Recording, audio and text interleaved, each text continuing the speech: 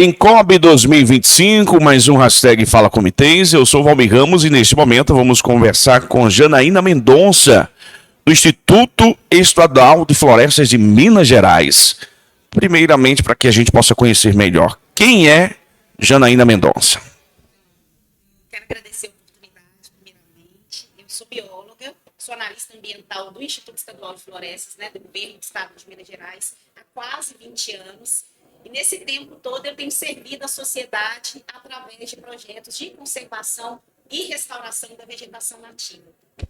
O tema água, mesmo sendo debatido muito hoje, mas desde sempre foi um tema importante. Quando surgiu o tema água na vida da Janaína? A partir do momento que eu entendi que a água, ela é, primeiro, fundamental para a vida, Nós somos mais água do que qualquer outra coisa. E quando eu percebi o que nós estávamos fazendo com esse bem mais precioso que a gente tem. E eu falo que hoje a gente enterra água, através dos nossos processos inadequados de uso e ocupação do solo. E se a gente está enterrando água, a gente está enterrando a gente mesmo. Então, quando eu me dei conta disso, lá no início da minha formação acadêmica, eu já entendi o tamanho da minha responsabilidade como profissional para cuidar disso. E aí surge para produzir sustentável. Primeiramente, como surgiu isso?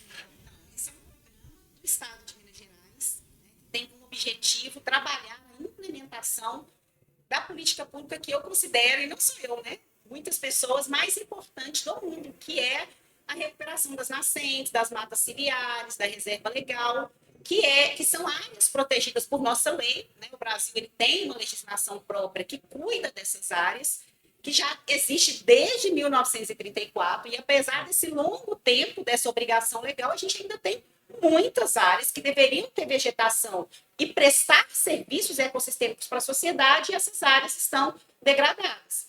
Então, apesar de a gente ter essa política, nós tivemos muitas falhas na implementação dela. Então, quando veio o novo Código Florestal e o Cadastro Ambiental Rural e o Programa de Regularização Ambiental, a gente entendeu que a gente precisava fazer diferente.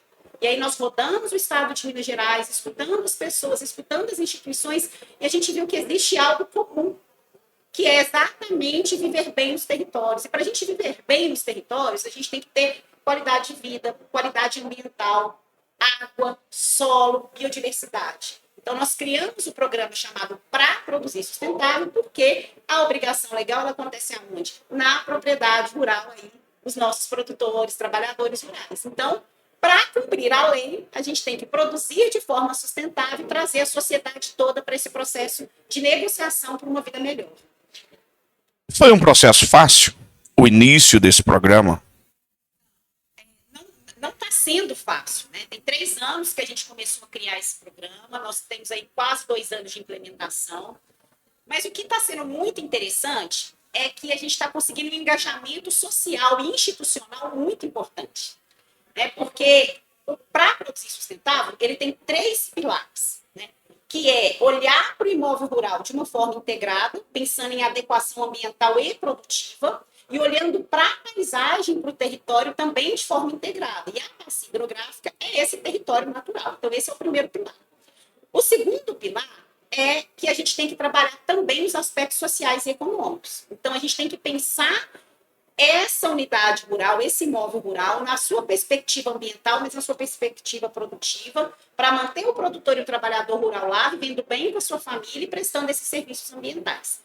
E o terceiro pilar é o engajamento social e as parcerias, porque a gente sabe o tamanho, a complexidade que é a gente trabalhar a proteção e a recuperação dessas áreas, e o custo econômico disso. Então, se a gente não contar com as parcerias do poder público, da iniciativa privada e da sociedade civil organizada, a gente não vai conseguir cumprir isso.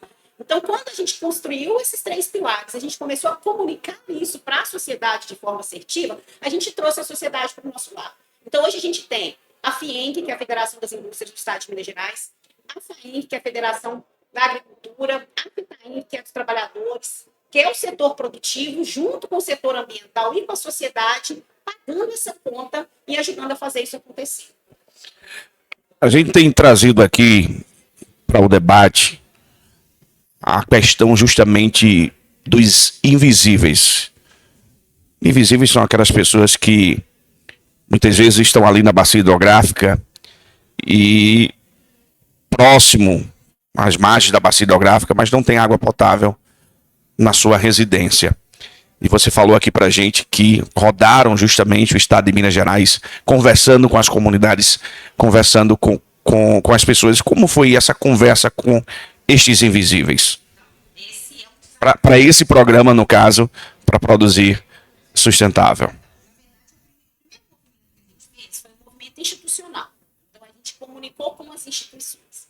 E nessa comunicação com as instituições, a gente entendeu que uma instituição muito importante e que realmente assim, fundamental para a gente avançar na melhoria do nosso uso e ocupação do solo e, consequentemente, do uso dos recursos naturais, são os agentes de assistência técnica e extensão rural, que é quem está muito mais próximo, além dos municípios, da gestão pública municipal, porque a gente sabe que as políticas públicas acontecem no município. Então, nesse primeiro momento, a gente trabalhou muito com esses entes institucionais para que eles entendessem isso. Comunicar a obrigação legal é muito difícil, né? Principalmente na propriedade privada. A pessoa pensa, mas peraí, a terra é minha. Por que você está vindo falar que eu tenho que deixar uma nascente, uma mata ciliar com vegetação e eu vou perder a área? Então, a gente tinha que trazer essa clareza para as instituições, para que as instituições nos ajudassem nessa comunicação. Então, no primeiro momento, foi um pacto coletivo institucional.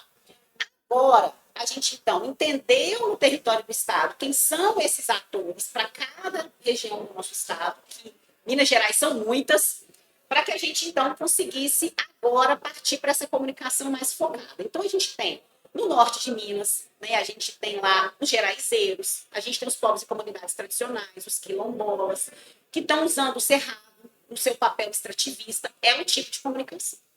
Você tem, então, lá no Triângulo Mineiro, o agronegócio forte, né, com suas commodities, então é um outro tipo de comunicação. Então, a gente teve que entender quem são esses atores do território, construir uma narrativa voltada para essas vocações e usos diferenciados, e agora, então, chegar nessas pessoas, né? Então, esse é o movimento que a gente está fazendo agora. Então, a gente está fazendo oficinas, que a gente chama de oficinas para produzir sustentável, onde a gente traz lá no local dessas comunidades para fazer uma comunicação voltada para aquela realidade. Então, a gente acabou de fazer uma oficina, por exemplo, com a comunidade quilombola. Então, lá é um outro tipo de realidade. Então, como é que a gente vai trazer essa obrigação legal e a importância da recuperação dessas áreas para aquele povo que está ali? Então, essa é a estratégia que a gente está usando. E, para isso, a gente usa as lideranças institucionais, porque elas são muito importantes nesse processo.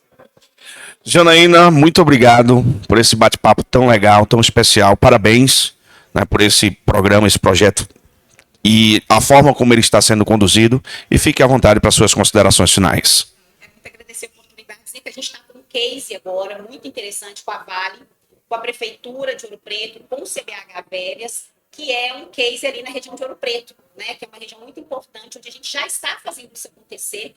Convidar vocês para conhecerem esse exemplo. A gente também está espalhando essas experiências por todo o estado de Minas Gerais e vem fazer parte do Pra Produzir Sustentável e promover a conservação e a recuperação dessas áreas tão importantes para a segurança hídrica de Minas Gerais e do Brasil, porque Minas Gerais é a caixa d'água do Brasil. Obrigada. Olha, pense bem, hein, em produzir consciente. Hashtag Fala Comitês. Voltamos em breve.